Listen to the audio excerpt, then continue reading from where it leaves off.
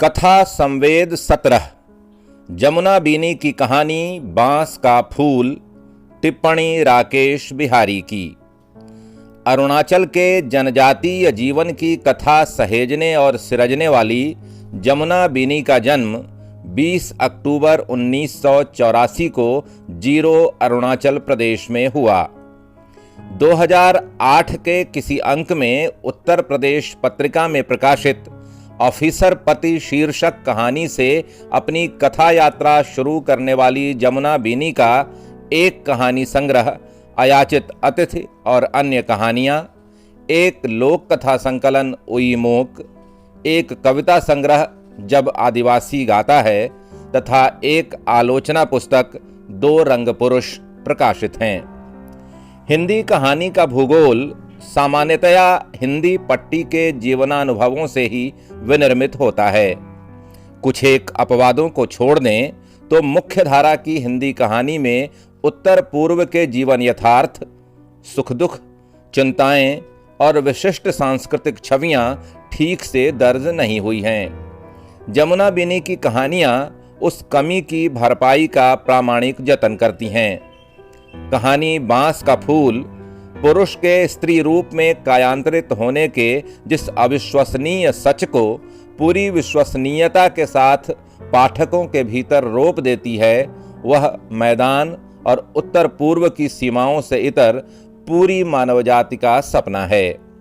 कला के विभिन्न अनुशासन और साहित्य की तमाम विधाएं स्त्री पुरुष संबंधों को प्रेम, साहचर्य और पारस्परिकता के इसी अन्यतम और उच्चतम धरातल पर विन्यस्त होने का सपना तो देखती हैं। अभाव और दुर्दिन का साक्षात्कार कई बार हमें स्वार्थी और आत्मकेंद्रित बनाता है, पर भूख और अभाव से जूझते इस कहानी के पात्र जिस आत्मीय अंतरंगता के साथ एक दूसरे का हाथ थामे दिखाई पड़ते हैं, वह इस कहानी के साथ उस खास भूभाग की भी विशेषता है जिसे याना, यारा और लालिन की इस कथा में आप खुद भी महसूस कर सकते हैं। तो आइए सुनते हैं जमुना बीनी की लिखी कहानी, उन्हीं की जुबानी, बांस का फूल। बांस का फूल। लालिन का बांस का बागान अपशकुनी फूलों से अटा पड़ा था। संसार के सबसे कुरूपतम फूलों में से एक बांस का फूल, इसलिए नहीं कि इसका रूप रंग बदसूरत है। विचारों के रेला ने लालिन की दिमागी खिड़की पर खटखटाकर फिर से प्रवेश किया। वह उसी में खो गया। ऐसा फूल खिलता ही क्यों जिसका लक्ष्य तबाही और भूखमरी हो। फूल खिले तो ऐसा जिसे देख आंतरिक आह्लाद फूटे, ना कि चिंता और खौफ से रातों की नींद उड़ जाए।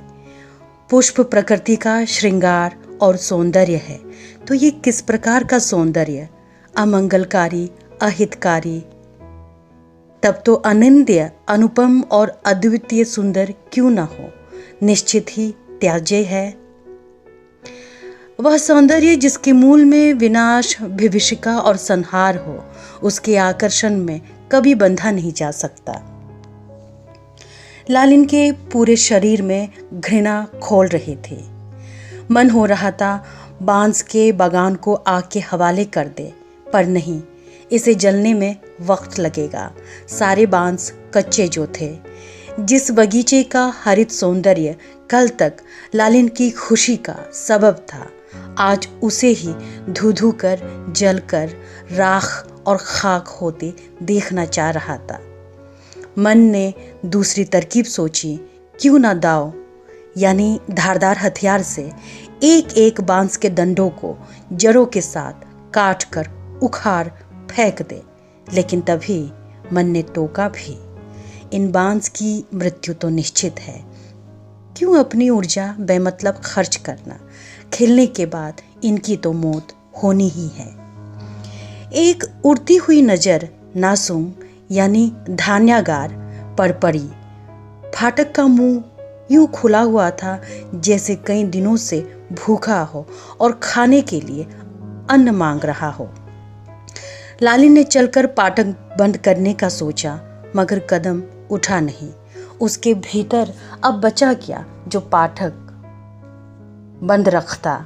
सारा धान तो चूहों के पेट में समा गया। सहसा लालिन को अपनी पीठ के छाले याद आए जो अब तक भर चुकी थी। खूब फसल हुई थी। खेतों से फसलों को पीठ पर लाद लाद कर लाते वक्त छाले निकल आए थे। कुछ दिनों तक पीठ के हिस्से पर कपड़ा नहीं डाल पाया। कपड़े की रगड़ से घाव छिल जाते थे, मगर उस पीड़ा में भी अगाध आनंद था। पर अब बचा क्या? कुछ भी तो नहीं, एक दाना तक नहीं। लालिन ने एक गहरा उच्छ्वास लिया। अकेला लालिन ही नहीं, गांव के बाकी लोग भी इसी एक चिंता में घुले जा रहे थे। बांस के हरे और भूरे रंग के फूलों ने लोगों की सख्त और मजबूत रीढ़ की हड्डियों को तोड़ डाली। बांस यानी जीवन यापन का ज़रूरी साधन। इसके बिना जीवन की कल्पना भी असंभव थी। जन्म से मरण तक बांस से सांप का पड़ता रहा। फूल के खिलाने से इसकी सारी उपयोगिता ही खत्म हो गई। लालिन का पुराना बांस का घर कभी भी चरमरा कर औंधा गिर सकता था। बांस के फर्श पर कदम रखता तो बड़े संभल कर रखना पड़ता। कहीं भरभरा कर फर्श टूट गया तो पाँव छेद में धंसकर हवा में झूलता रह जाएगा। बच्चों को भी तेज उछलने कूदने से डांट डपट कर मना कर रखा। कमजोर पर्स का कोई विश्वास नहीं, जाने कब ढसक खिसक जाए। सोच रहा था पुराने घर को तोड़कर नया घर खड़ा करेंगे, लेकिन बांस पर फूल लगाने से अब नया घर बनने से रहा। बांस चखना भी अब कहाँ मयस्सर होगा। बांस की खोपलों से जो तरह तरह के मसाले और व्यंजन बना करते थे, उससे भी हाथ धोना पड़ेगा।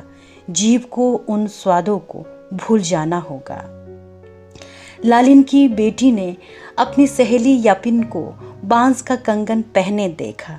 तब से जिद पर उतारो, उसे भी बांस के बने कंगन के साथ साथ कानफुली भी चाहिए। कानों और कलाइयों में बांस का आभूषण धारण कर इथलाती हुई यापिन को खूब जलाएगी। बच्चों की भी अपनी अलग दुनिया, जहां एक दूसरे से श्रेष्ठ होने की होरा होरी मची हुई थी। बांस के जेवरों के लिए लालिन ने अपनी बेटी से वायदा किया था, मगर अब ये कैसे फलित होगा? क्या लालिन आयास ही इन छोटी छोटी परेशानियों में खोया रहना चाहता था?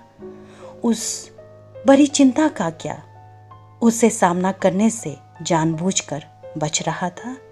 उस विपदा के समक्ष इन मामूली दुश्चिंताओं का कोई मतलब या मायने नहीं रह जाता। जब व्यक्ति के हाथों कोई समाधान ना हो, कोई हल ना सूझ रहा हो, तो वह देखे को भी अनदेखा करता है। अपनी आंखें सब तरफ से मींच लेता है और पल भर के लिए खुशफहमी में जीता है, मानो जीवन में सुकून ही सुकून हो। लालिन भी ठीक यही कर रहा था। वो सोचकर भी उस बारे में सोचना नहीं चाहता था। उस विपत्ति को टालने के लिए क्या उसके पास कोई रास्ता था? नहीं, मगर अब सामना करना पड़ेगा और मुकाबला भी इस भूखमरी से। जीवन का प्रतिपल बदलता रंग। ऐसे भी दिन जीवन में आएंगे, खाने के लाले पर जाएंगे। उसने ख्वाब में भी न सोचा था। ये बात नहीं थी कि खाने पीने की समस्या कोई पहली बार हो रही हो।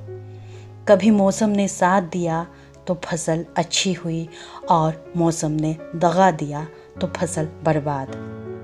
पर कठिन समय के लिए कुछ न कुछ बचा या सहेज लिया जाता था। ऐसा कभी ना हुआ पूरा का पूरा नासूं खाली पड़ा हो। किंतु इस बार खेतों को नष्ट करने के बाद सीधा नासूं ही चूहों के निशाने पर आ गया। चूहों की सेना ने किसी की भी खेती को न बख्शी। क्या धान, क्या मरुआ, क्या मकई, सारे चूहों के भेंट चढ़ गए। सबके खेतों पर चूहों का ही राज था। ये तो गनीमत थी कि बांस खिलने से पहले ही झील के पास वाली पहाड़ी खेती से लालिन ने मकई तोड़कर घर पर भंडार कर रखा था। लेकिन बांस के खट्टे मीठे फलों से रीसते मादक गंध से बोराए चूहे जो विनाश लीला मचा रहे थे, उससे कब तक घरों की सुरक्षा हो सकती थी। महकदार फलों को खाकर जिस तेजी से चूहों की आबादी दिन दुनी रात चौगुनी बढ़ रही थी, उससे लग रहा था घर का कोई भी कोना सुरक्षित नहीं।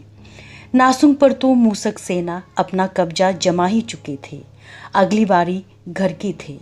घर पर यह दुर्दांत सेना काबिज होने के लिए अड़ रही थी।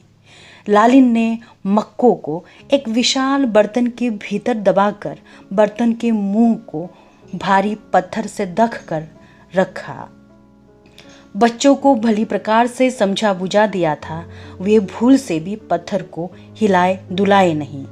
लालिन के 3 बच्चे थे और चौथा संसार में अभी आने वाला था। उसकी पत्नी पेट से थी। शायद 1-2 सप्ताह के बीच ही उसको बच्चा हो जाए। लालिन के खाली पेट से गुरगुर की आवाज आई और मुंह ने खट्टी डकार के रूप में बासी सूखी हवा छोड़ी। भूख से बदन सुन्न मालूम पड़ रहा था। दुर्बलता के मारे सिर चक्कर खाने लगा। पेट के अंदर आंतों में जो मरोड़ और खिंचाव पड़ रहा था, लालिन को उसका साफ आभास हो रहा था। अत्यधिक कमजोरी के कारण सांस लेने में तकलीफ दे जान पड़ रहा था। लालिन अपने पैरों पर खड़ा होना चाहता था। जिस दीवार के सहारे पीठ टिकाए हुए बैठा था, उसी पर हाथ रखकर खड़े होने का प्रयास किया, लेकिन कोशिश विफल। गश खाकर गिर पड़ता अगर दीवार को थामे ना रखा होता। लंबे वक्त से कुछ खाया नहीं, पेट बिल्कुल खाली। भीतर कुछ था नहीं जिससे शरीर को धोने या खींचने के लिए ऊर्जा और शक्ति मिलती। भूख से कपकपाते उसके हाथों ने बड़े बर्तन के ऊपर पड़ा पत्थर को हटाया। भीतर झांका, सारे मक्के गायब। नदारद मक्के के बदले चूहे ही चूहे थे। लिसलिसाते लाल लाल बिना रोए वाले चूहों के असंख्य बच्चे। काले भूरे रंग के बहुतेरे मोटे मोटे चूहे चुहचुहा रहे थे। जाने चूहों के कितने कुनबों ने कब से बसेरा अपना डाल रखी थी। पत्थर का ढक्कन हटने की देरी थी कि एक के ऊपर एक सवार होकर अनगिनत चूहे दौड़ते भागते हुए बर्तन से धराधर निकल आए और गहरी नींद में सो रहे तीनों बच्चों के शरीर पर जा चढ़े। अपने नुकीले पहने दांतों को बच्चों के मुलायम मुलायम त्वचा पर गड़ा दिए। लगता है बर्तन भर मक्कों को चट कर जाने के बाद भी इन भुक्करों की तृष्णा शांत नहीं हुई। पेट है कि कोई कुआं। बच्चे लहूलुहान चीख मार मार कर रोने लगे। बच्चों के खून से अब ये अपनी प्यास बुझाएगी। रक्त पिपासु चूहों के चंगुल से बच्चों को मुक्त कराने लालिन आगे बढ़ना चाह रहा था, मगर पैरों ने जवाब दे दिया। भूख से अधमरा वो अपने पैरों को खींच नहीं पा रहा था। जहाँ बैठा था वहीं बैठा रह गया। फिर कोशिश किया पैरों को घसीटने की, किंतु वही नाकामी, बेबसी और निराशा में वह विलाप करने लगा। क्या हुआ? पत्नी यारों ने कंधा हिलाकर जगाया। बच्चे, चूहे। लालिन की नींद टूटी। बरबराते हुए उठा। सब ठीक है, कुछ नहीं हुआ बच्चों को। शाम को चावल खाने की हट कर रहे थे। चावल है ही नहीं, कहाँ से लाती? मक्की उबाल कर खिला दिया। मालूम होता है आपने कोई बुरा सपना देखा। तो यह सपना था। इस आश्वस्ति से लालिन का मन और शरीर दोनों भार मुक्त हो गए। बच्चों से ध्यान हटकर गर्भवती पत्नी की ओर गया। आधी रात उसे जगी पाकर लालिन ने प्रश्न किया, तुम सोई क्यों नहीं? घर में चूहे जमते जा रहे हैं। इनके मल और पेशाब का तीखा गंध से पीछा छूटे तब न सो पाऊंगी। पूरे घर में बदबू फैला रखा है। यारों ने हाथ से नासा फूटों को ढक लिया। किया क्या जा सकता है? यही मालिक बने बैठे हैं, हमें बस तमाशा देखना है। सबके दिन फिरते हैं, समझ लो चूहों के भी। कहकर उसने यारों की तरफ ताका। यारों का शक्ल विकृत हो गया। ठीक तो हो ना? नहीं, जी मिचला रहा है। पानी लाऊं? पियोगी? ना ना ना, जरा उठने में मेरी सहायता करो। इस हाल में कहाँ जाओगी? लेटी रहो। बाहर जाकर मतली कर आती हूँ, शायद जी हल्का हो जाए। यारों का कंधा थाम कर लालिन ने उसे उठाया। यारो अपने उभरे हुए पेट पर हाथों को गोलाकार घुमाती हुए द्वार खोलकर बाहर गई और उल्टियाँ करने लगी। वापस अंदर आने पर लालिन ने मुंह कुल्ला करने के लिए उसे पानी वाला मग थमाते हुए पूछा, अब बेहतर हो? हाँ, थोड़ी चैन मिले। चलो दोबारा सो जाओ। दोबारा? मैं सोई कब थी? आप सो जाइए। कई दिनों से देख रही हूँ आप सो नहीं रहे। आपको मक्के वाले बर्तन की चिंता है ना? फिक्र ना करें, मैं नज़र रखूँगी। हाँ, हर हाल में उस शैतान चूहों से तो बचाना है। अच्छा, तुम ये रात भर जाग जाग कर क्या सोचती रहती हो? क्यों अपने शरीर को थकाती हो? यारों ने लालिन के हाथ को लिया और धीरे से उसे अपने पेट पर रखा। इस मुश्किल घड़ी में खाने के लिए एक और मुंह का इजाफा होगा। तो ये तुम्हारी रातों का जागने का कारण? ना, आपको बता चुकी हूँ। चूहों ने जो गंध मचा रखी है उसे नींद उचट जाती है। फिर इधर उधर की ढेरों बातें दिलो दिमाग में खुदबुदाने लगती हैं। आने वाले के लिए शुभ शुभ सोचो। क्या शुभ सोचूं? कुछ भी तो शुभ नहीं हो रहा। ऐसा क्यों कर सोचती हो? क्या मेरे ऊपर यकीन नहीं? मैं सब जुगाड़ कर लूँगा। मेरे जिंदा रहते कोई भूखा नहीं मरेगा। लालिन के भीतर से उछलता आत्मविश्वास से यारों की डूबती मनस्थिति की नैया को किनारा मिली। यारों को अपनी ओर से समझाकर आश्वस्त तो कर दिया, मगर लालिन को अपने आप पर क्रोध आ रहा था। कैसी नींद में आंखें बूझ गई। इन दिनों लालिन सोता कम, निगरानी ही ज़्यादा कर रहा था। मक्के वाले बर्तन के पास जरा सी भी सरसराहट होती उसके कान खड़े हो जाते, जैसे मक्के के बंदार की सुरक्षा ही उसके जीवन का एकमात्र ध्येय बन गया हो। जाहिर है ये बंधार उसकी पत्नी और बच्चों के लिए था, ना ही कि चूहों के पोच के लिए। इस पर केवल उसके परिवार का हक था, उन पूंछदारी दुश्मनों का नहीं। इतनी आसानी से वह इन आक्रांता पशुओं के सामने घुटने नहीं टेकने वाला था। मन की भी अपनी गति।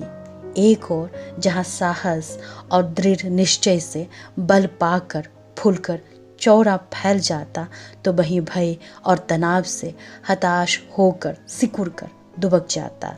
लालिन के मन में भी हजार तरह की आशंकाएं आ जा रही थी।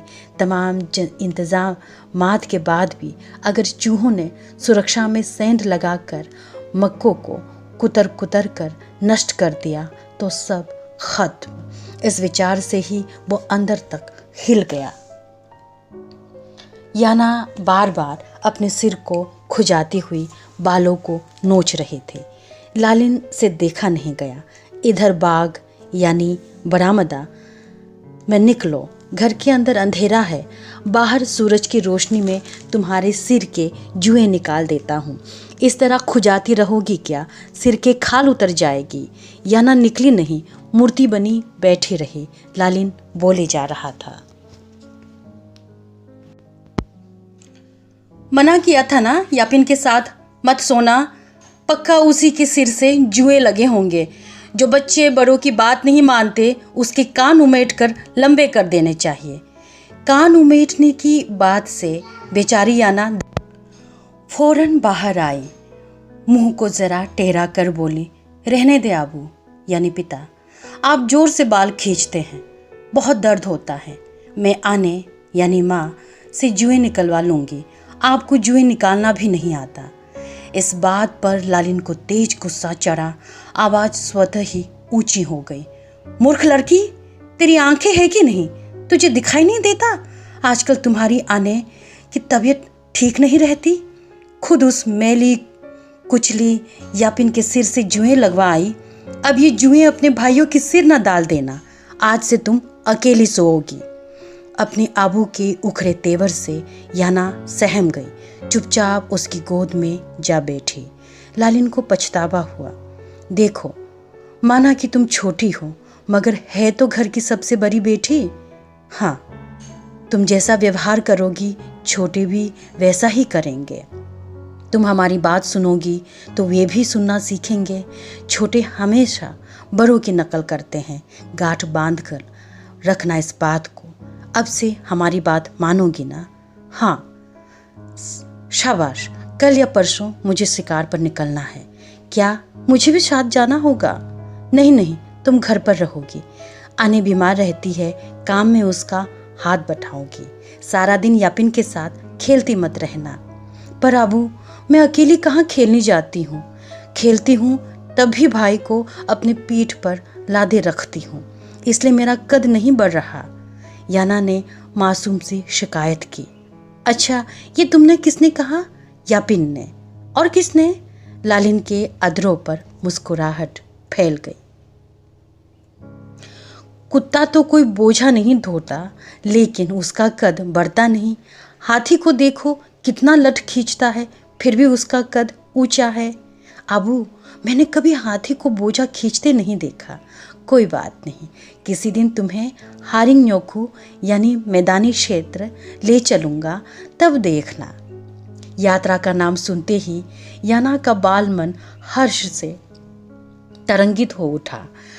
लालिन याना के सिर से जुएं तो निकाल रहा था, मगर मस्तिष्क लगातार दो मुद्दों में उलझा हुआ था। पहली चिंता यारों की सेहत को लेकर। उसने महसूस किया इस बार की गर्भावस्था में यारो बहुत कमज़ोर पड़ गई है। निस्तेज मुंधी आंखें, पतझड़ के शाखों से जरते पत्तों सा फीला पड़ती देह, और हर समय बिछावन पर सुस्त बेजान लुढ़की रहती। खाती कम, कै ज़्यादा कर रही। ज्यों अंदर डाला त्यों बाहर उगल दिया। हाथ पैर सूखी लकड़ी की तरह सूखता जा रहा था। कहने भर के लिए शरीर में मात्र आंखें और पेट रह गया। किसी अंधेरी सुरंग सी दिनों दिन धंसती और फैलती आंखें। आंखों की कोह के इर्द गिर्द काली काली रेखाएं। ये रेखाएं ना होती तो शायद आंखें विस्फारित फैलकर चेहरे का वजूद ही ग्रस कर जाती। कंकाल सी तनी काया पर पेट के रूप में झूलता लटकता मांस का लोटरा, जिसका वजन उससे उठाया नहीं जा रहा हो, इसलिए कमर झुकाए हरदम मुंह फाड़े हाँफती रहती। इस गर्भावस्था में इतनी दुर्गति क्यों? क्या कोई शैतानी साया का प्रकोप है? जबकि पिछली 3 गर्भावस्था में वह बराबर खेती जाती, जंगल से लकड़ी और साग तोड़ लाती, इतनी चुस्त और फुर्तीली कि गांव की औरतों को मजबूरन कहना पड़ता था, संभालो अपने को, भूलो मत तुम्हारा भाव बारी है। शायद ही यारो कभी बीमार पड़ी हो। इस दफा उसकी तंदुरुस्ती चिंताजनक रूप से गिर रहे थे। यारो की चिंता से मुक्त नहीं हुआ कि दिमाग दूसरे मुद्दे से जा भिड़ गया। मुद्दा था तालों का शिकार वाला प्रस्ताव वैसे बुरा नहीं था। जंगल में लंबे प्रवास पर रहकर शिकार मारने की योजना बनाई थी तालों ने। अगर भाग्य का सितारा चमका और शिकार में कोई बड़ा मोटा ताजा जानवर हाथ लगा तो उसके गोश्त को आग में सुखाकर कई दिनों तक खाया जा सकता था। इस भूखमरी में सिर्फ 2 जगहों से खाना मिलने की हल्की और धुंधली उम्मीद थी। एक जंगल और दूसरा हारिंग-न्योकू यानी मैदानी क्षेत्र। यारों की सेहत की फिक्र ना होती तो अब तक लालिन हारिंग-न्योकू की यात्रा पर निकल गया होता या तालों की शिकार वाली योजना को अमली जामा पहना चुका होता। उसने तालों को सुझाव दिया, शिकार की योजना मात्र एक दिन का रखा जाए। सुबह जाएंगे, शाम को लौट आएंगे। यारों के स्वास्थ्य से तालो भी वाकिफ था, इसलिए सुझाव न मानने का प्रश्न ही नहीं था। यापिन को घर की सीढ़ी चढ़ते देख याना लालिन की गोद से उतर गई। दौड़कर यापिन के पास गई। यापिन ऊपर आई नहीं, आधी सीढ़ी चढ़कर ठिठकी। लालिन ने हंसकर कहा, लो आ गई जुओं की मलिका। यापिन का चेहरा तमतमाया। वहीं सीढ़ियों से उनको संबोधित कर, आपको कल सवेरे तैयार रहने को कहा है। इसका मतलब योजना स्थगित नहीं हुई। ठीक है, तैयार रहूंगा। तालो की बेटी यापिन शिकार के लिए सूचित करने आई थी। संदेशा देने के बाद वो सीढ़ी से भागती हुई उतर गई। भोर से दोपहर हो आया। दोनों को जंगल के खाक छानते हुए शिकार के नाम पर एक गिलहरी तक न मार पाया। न जाने सारे पशु पक्षी किस गिरी कानन कंदरा में जा छिप गए। सुबह से कभी इस दिशा तो कभी उस दिशा बस भागे ही जा रहे थे, मगर एक भी शिकार हाथ ना आया। आधा दिन बीत गया। अब कोई चमत्कार ही शिकार दिला सकता था। दिन के शुरू से ही लालिन का मन कुछ अनमना सा हो रहा था। साथ जाने के लिए हामी भर चुका था, इसलिए अनिचा के बावजूद तालों के साथ चल पड़ा। लालिन के ध्यान से मक्के वाला बर्तन उतर ही नहीं रहा था। रह रह कर यह आशंका सता रहा था, कहीं बच्चों ने खेलते हुए लापरवाही में मकई के बर्तन को गिरा ना दिया हो। यारों रुग्ण बेखबर सोई होंगी, उससे कहाँ बर्तन की देखभाली हो पाएगी। मगर याना तो है ही ना, याना का कोई एतबार नहीं। वो घर पर टिकटी कहाँ है। इसके अलावा भी एक अनाम, अपरिचित और अजीब सा डर मन को घेर रहा था। कुछ अनहोनी, अमंगल, अशुभ घटित होने का डर। अब बुरा घटने वाला उसे नहीं मालूम, पर मन कुछ अपशकुन के आभास से उद्विग्न हो रहा था। इस बेनाम और बेशक्ल खौफ को दिल से दूर करने के लिए, दिल से दूर हटाने के प्रयास में लालिन आत्मलाप में बोल पड़ा। बांस के खिलने से ज़्यादा अहितकर और क्या हो सकता है। मन तू धैर्य रख, ये दुर्दिन भी गुजर जाएगा, इससे अधिक और बुरा कुछ न होगा। किंतु मन इस भय के जकड़न से मुक्त न हो पाया। मजबूरी में तब लालिन ने तालों से कहा, चलो घर लौट चलते हैं। शिकार मिलना होता तो अब तक इक्का दुक्का मिल गया होता। भूखमरी के विकट समय में शिकार से खाली हाथ लौटना तालों को गवारा नहीं था। तुम्हारी जैसी इच्छा, लौटना चाहो तो लौट जाओ, लेकिन मैं थोड़े समय रुके रहूंगा। कोई लाभ ना होगा। जंगल के जानवरों तक को भनक लग गई कि अकाल के बारे में, इसलिए सचेत होकर छिप गए सब। तुम्हें मालूम है अब आहार के लिए कि मनुष्य जंगल की तरफ दौरे दौरे चले आएंगे। ये बात उन्हें मालूम चल गया। हमें यह गलतफहमी है कि हम बड़े चतुर हैं, हमसे ज़्यादा चालाक तो ये जानवर लोग हैं। लालिन कहने के बाद खिसिया कर हंस दिया। सीधा क्यों नहीं कहते, शिकार में तुम्हारा मन नहीं लग रहा। सुबह से बुझा बुझा और उखरा उखरा है। कोई बात नहीं, लौट जाओ, मैं भी बस आता ही हूँ। तालों ने जब अनुमति दे ही दिया तो लालिन वापसी वाला राह पकड़कर मुड़ गया। जाने से पहले उसने अपने तरकश को खाली करते हुए तीरों को निकालकर तालों को सौंपते हुए कहा, रख लो, शायद तुम्हारे काम आ जाए। सघन पैरों और झाड़ियों के बीच से होता हुआ तालो पहाड़ी सोता के पास पहुंचा। स्वच्छ जल बह रहा था, ऊपर शिखर से नीचे गिरती हुई। जब जमीन से जल की धारा टकराती तो दूधिया पैन उफनने लगती, जैसे पहाड़ी चट्टान टूटकर सफ़ेद चूरे में बदल गया हो। तालो क्षण भर कुदरत के इस नायाब रूप को देखता रह गया। यकायक सुध आई कि प्यास से उसका गला जला जा रहा है। घुटनों के बल झुककर वह पानी पीने लगा। तभी जमीन पर पड़ी सूखे पत्तों की खरखराने की आवाज आई। तालो का हाथ अपने आप कंधा पर लटका तरकश की ओर बढ़ा। वृक्षों के जुरमुट से निकलकर सामने गांव का युवक नेपा आता दिखा। तालो हाथ को अपने माथे पर पीटते हुए, तो तुम हो? मैं समझा कि कोई शिकार है। नेपा ने अपने आने का प्रयोजन बतलाया। यारो, एक बेटी को जन्ने के बाद अभी अभी चल बसी है। बहुत बुरा हुआ, बहुत बुरा हुआ। सुनकर तालो सख्ते में आ गया। उसी की खबर देने आया था लालिन को। लेकिन लालिन तो चला गया गांव की तरफ। हाँ, मिला था अभी रास्ते पर। खबर सुनकर बेतहाशा भागते हुए गया। इस संकट के समय में लालिन को उसकी ज़रूरत होगी, ये विचार आते ही तालो भी गांव की ओर भागा। घर पर लोगों की भीड़ भड़क्का और शोर शराबा थी। कुछ मर्द आपस में जोर से बतिया रहे थे, कुछ काना फूसी। यारों के मृतदेह के पास जो औरतें पंक्तियों में बैठी हुई थी, वे चिल्ला चिल्ला कर रोए जा रही थी।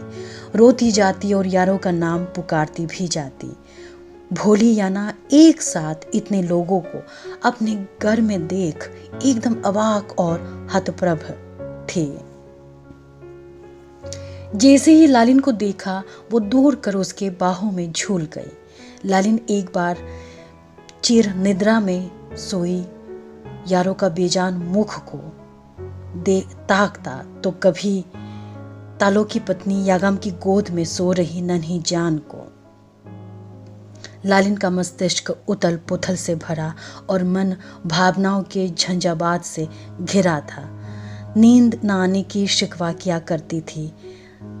आखिर नींद आ ही गई, ऐसी नींद जो कभी टूटेगी नहीं। खाने वाला का मुख बढ़ न जाए, इसलिए अकाल के दौरान दम तोड़ दी। इस प्रकार के कई प्रश्न या तारों के मन में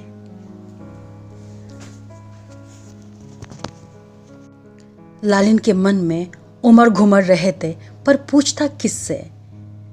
जिसको उत्तर देना था उसने सदैव के लिए मौन साध लिया। यागम ने अपने घर से मरुआ का चूरन मंगवाई, फिर उसे पानी में घोलकर थोड़ा शहद मिलाया।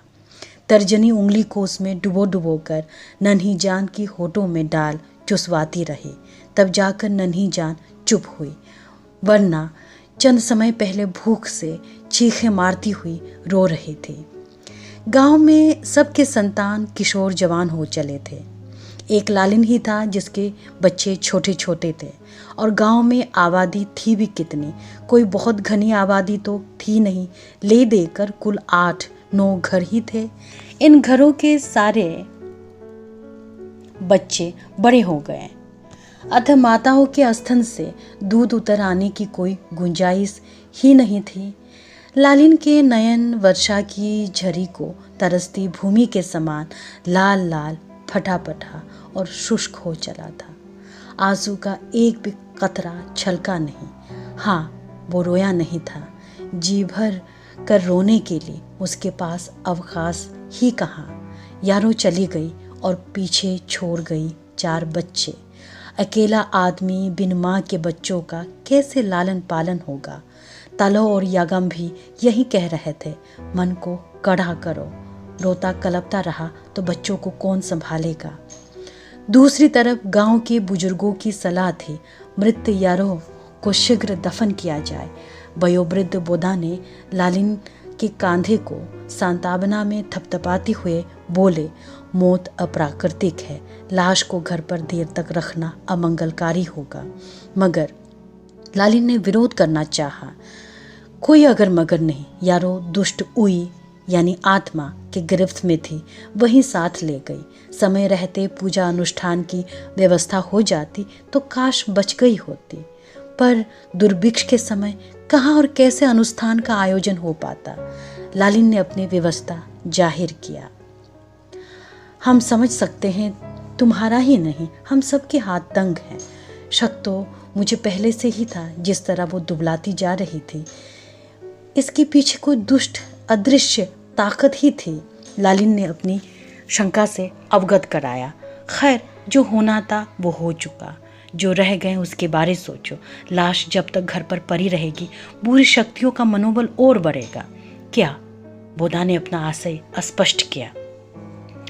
गांव की सुख समृद्धि के लिए कायदे से हर साल पूजा अनुष्ठान का आयोजन होना है, लेकिन इस तंगी के दौर में यह संभव नहीं।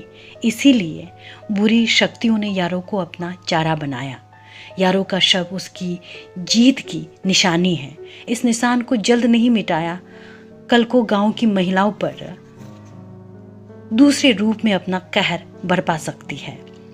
मेरी पत्नी थी यारों, मेरी इच्छा है मैं उसे पूरे सम्मान के साथ अंतिम विदाई दूं।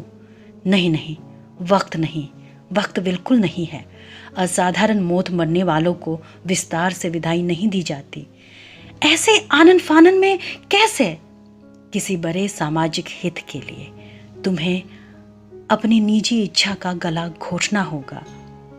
तालो काफी देर से दोनों की बातें कान लगाकर सुन रहा था। वह आगे बढ़ा और लालिन की बाह पकड़कर किनारे ले गया। उसने भी लालिन को समझाया, ये समय जज्बाती होने का नहीं है। जी को मजबूत करो और सबके हित में फैसला लो। अंततः बांस के बगीचे के समीप न्युवलो यानी कब्र खोद कर मिट्टी की कई परतों के नीचे यारों को लिटा दिया गया।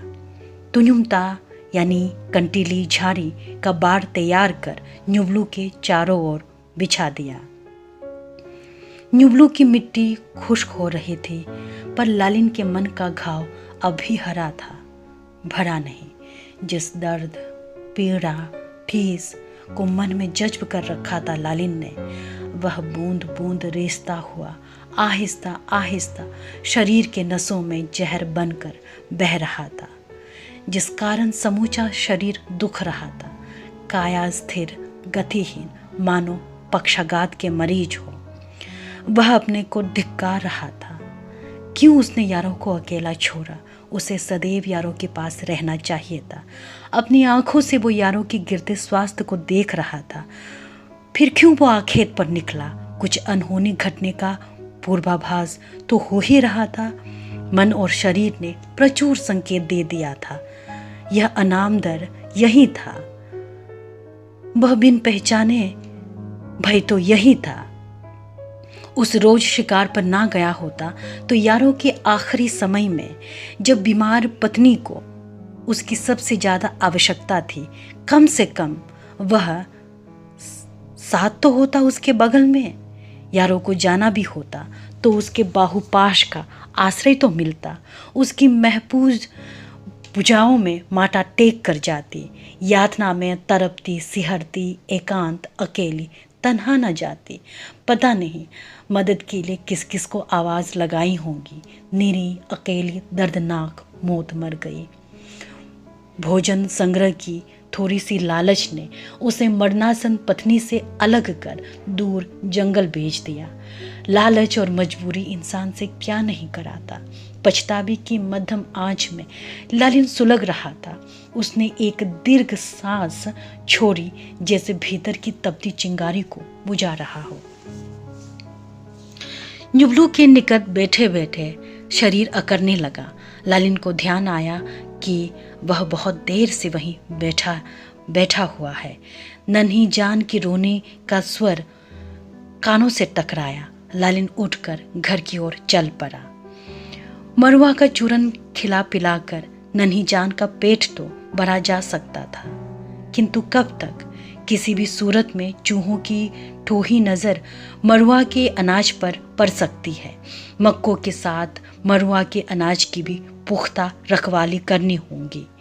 लालिन के कष्ट और विपत्तियों की तरह चुनौतियां और जिम्मेदारियों की फहरिस्त भी बढ़ती जा रही थी, किंतु तसल्ली थी कि लालिन अपने दुख में अकेला नहीं था।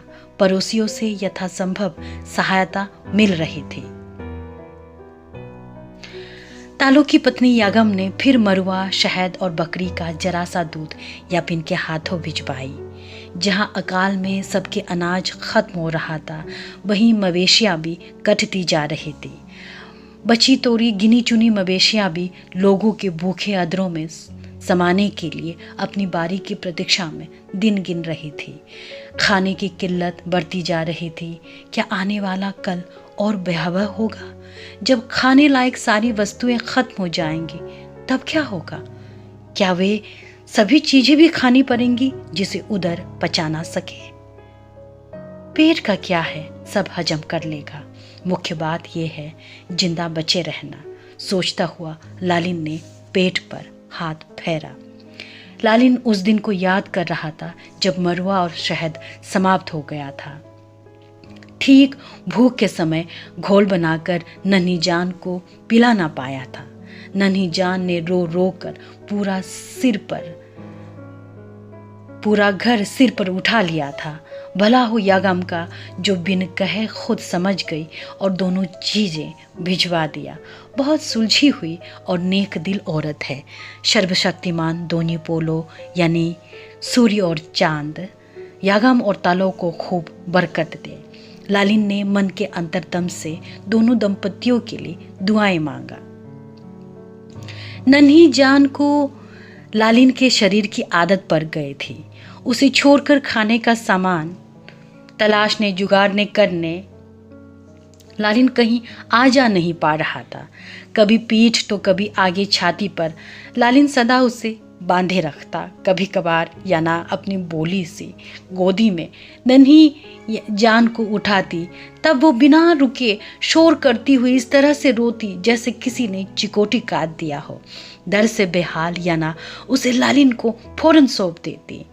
देह की भी अपनी सत्ता होती है, अपनी यादें हैं और अपनी पहचान होती है। कठोर, मुलायम, रूखा, तरल, सपाट, उभार, जाने त्वचा की कितनी सतह हुआ करती है। हर एक देह की अपनी खास महक है। पसीने से तरबतर, धुआं से गमकता, पूर्वाई झोंकों से सरसराता, पहाड़ी चश्मों से धुला धुला। प्रत्येक देह का स्वाद भी अलग, ईख सी मीठी, मौसम्बी सा खट्टा और नमक सा नमकीन। देह के स्पर्श और चुअन के भी अनेक अर्थ हुआ करते। लार, दुलार, पुचकार, दुत्कार। शिशुओं को इसकी सूक्ष्म समझ होती है। जाना पहचाना तन उसका आत्मीय संसार होता है।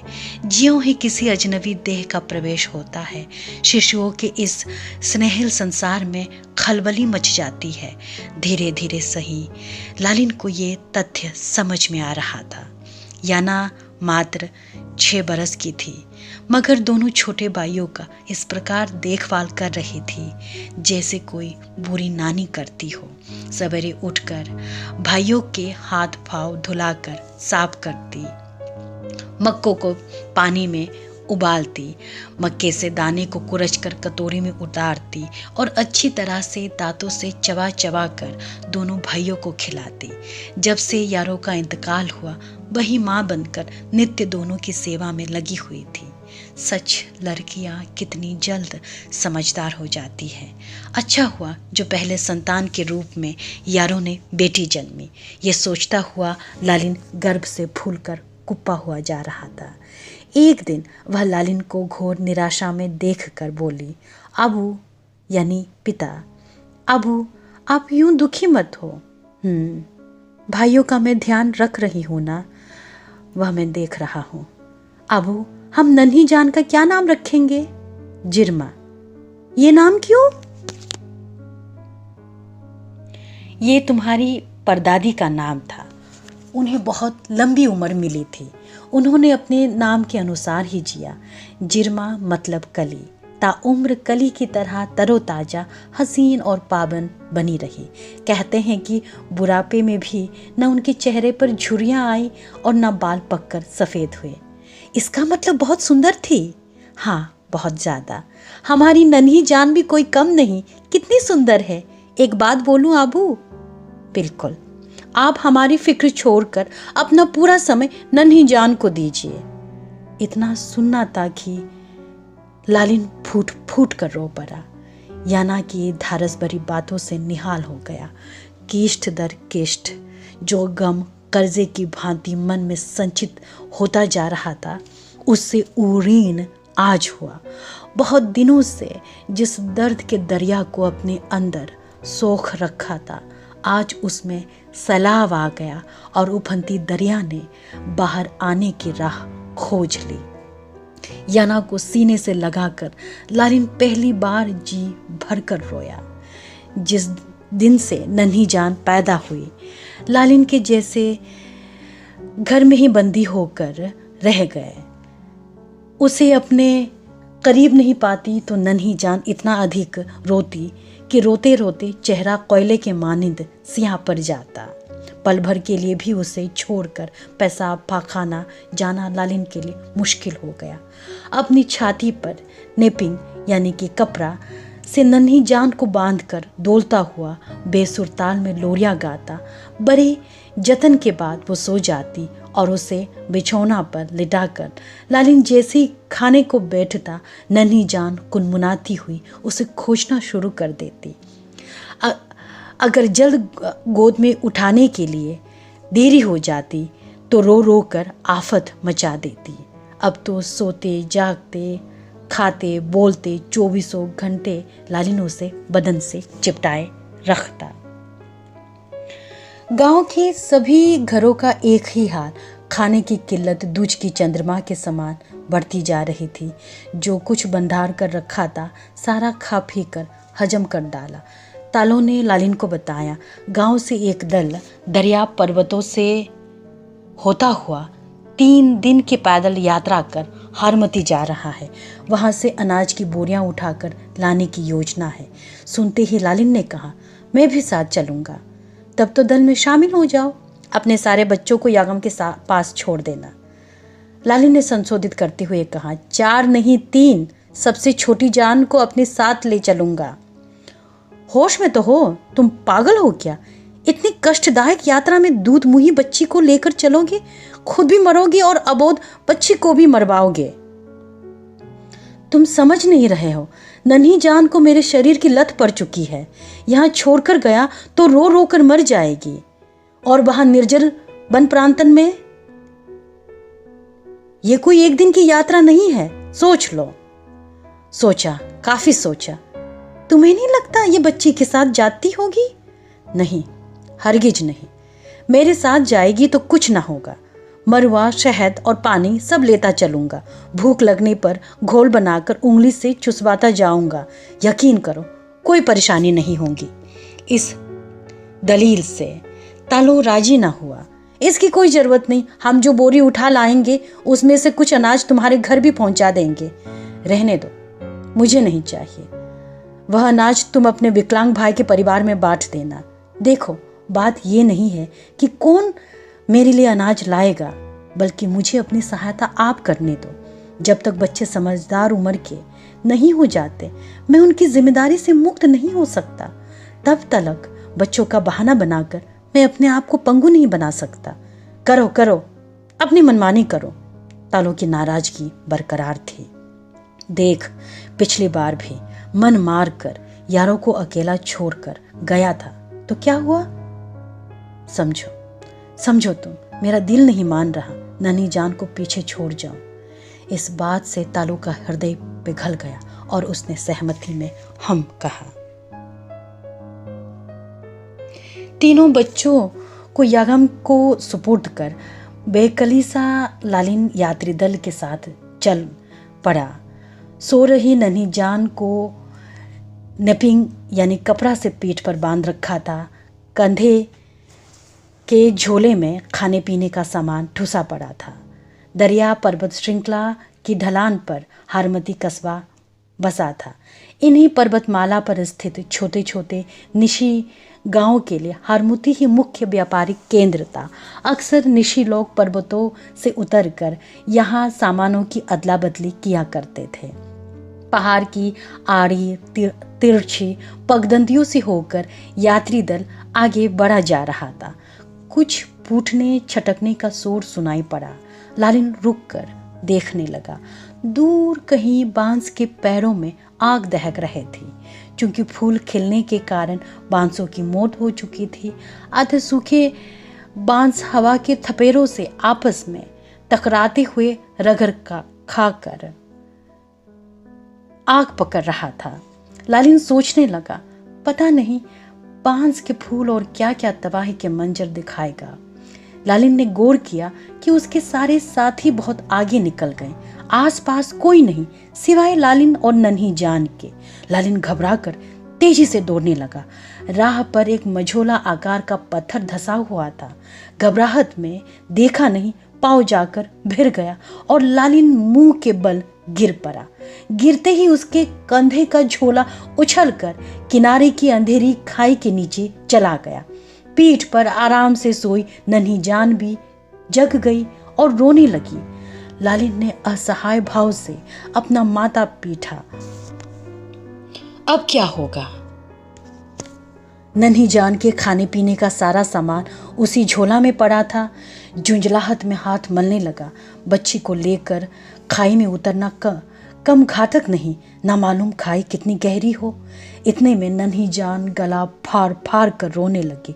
उसके रोने की आवाज प्रशांत निस्तब्ध जंगल में बिखर गई। प्रत्युत्तर में जानवरों की विविध ध्वनियां गूंज उठी। नन्ही जान की रुलाई मानवेतर संगीत से जा मिलने लगी। पूरा वन भिन्न भिन्न प्राणियों के चित्कार और पुकार से दहल उठा। लालिन और घबरा गया। वही नन्ही जान को चुप कराने के लिए कभी थपकियां देता, झुलाता तो कभी लोरी गाता, फिर भी चुप नहीं हुई। रोते मुंह में लालिन ने अपना अंगूठा डाला। तनिक देर चूसते रहे, लेकिन खाली अंगूठा से पेट कहाँ बढ़ता। जब से चला है तब से कुछ भी तो नहीं खाई नन्ही जान ने। भूख तो जोरों से लगी है नन्ही जान को। निरुपाय लालिन का जी कर रहा था वह भी नन्ही जान के संग रो पड़े। अब तो केवल तेज तेज चलकर ही किसी तरह यात्री दल के पास पहुंचना होगा। वहां तालों के पास पर्याप्त मात्रा में चूरन, शहद और पानी है। जब चला था तो तालों ने यह कहकर आधा से अधिक सामान अपने पास रख लिया था। तुम बच्ची की बोझा उठा रहे हो, ज्यादातर सामान मेरे हवाले कर दो। लालिन ने नन्ही जान को निपिंग यानी कपड़ा से दोबारा कसकर सीने से बांधा और अपना दाहिना चूचक उसका दूध को तरसता खुला मुंह में डाला। वो रोती जा रही थी और लालिन चीते की गति से दौड़ता जा रहा था। दौड़ लगाते लगाते एहसास हुआ कि नन्ही जान का रोना बंद हो गया। क्या वो सो गई? सोती तो इतना जोर से चूचक को चूस नहीं रही होती। भागा दौड़ी की वजह से लालिन का पहना कपड़ा अस्त व्यस्त होकर नन्ही जान के मुख को ढक गया था। लालिन रुका और मुख से कपड़ा को हटाया। नन्ही जान की संतुष्ट नजरें उसकी नजरों से मिली। पूरे मुख पर परम तृप्ति का भाव पसरा था। लालिन अपना कौतुक दबा न सका। उसने चूचक को नन्ही जान के होठों से खींच कर निकाला। ये क्या अद्भुत, आश्चर्य! चूचक से सफेद सफेद दूध की अविरल धारा बह रही थी। बिल्कुल गाढ़ा, एकदम फव्वारा बनकर फूट रही थी। क्या है ये? कोई चमत्कार, करिश्मा, जादू, प्रकृति की लीला, कुदरत का अजूबा। लालिन अकबका कर रह गया। अचरज में उसकी आंखें फटी रह गई। इस विस्मयकारी घटना से वह कांप उठा। चूचक का मुंह से